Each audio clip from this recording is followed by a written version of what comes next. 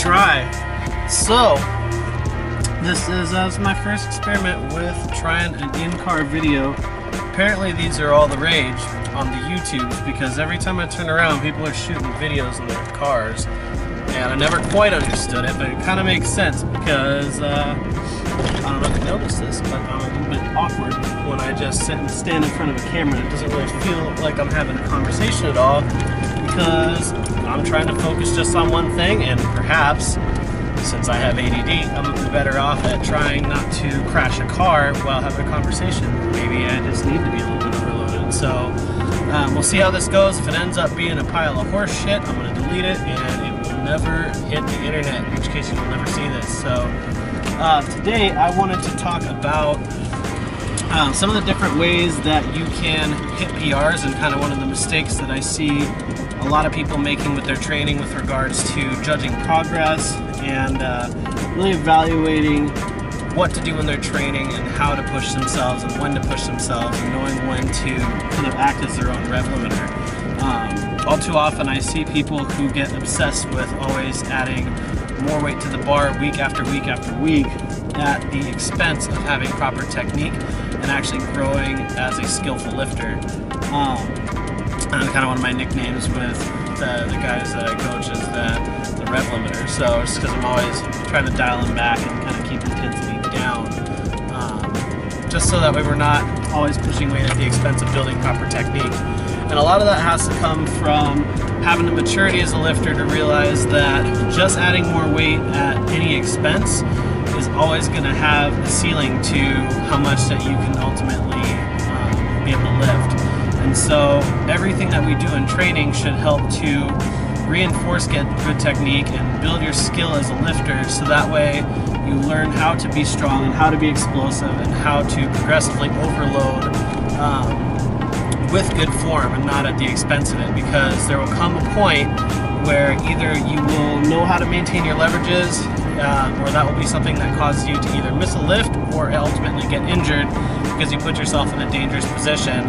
And I've seen all too often people go through entire training cycles setting false PR after false PR just because there's more weight on the bar, and you know, maybe they hitched or their back rounded over and they looked like a turtle, or you know, they shot their freaking vertebrae out their back and it bounced off the wall. But it's cool because I got a 5-pound PR, so I'm making progress, hashtag gains. And really those are the kind of PRs that aren't going to stack themselves onto each other over time and actually lead to you becoming a stronger lifter overall and a better lifter. And so I wanted to go over kind of some of the other ways that we can gauge progress besides just adding more weight on the bar, because there's a lot of other ways to tell if your training is being productive for you than just lifting more weight.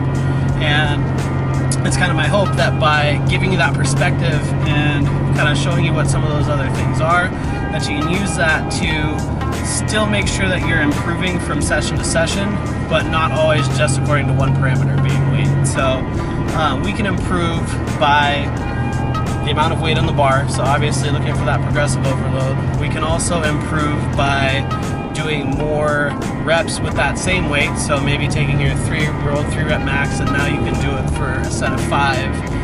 We can set volume PRs, so maybe you hit something for a set of 3 in the past and it was just an all-out max set of 3, and now you can hit it for 2 or 3 sets of 3 or 5 sets of 3.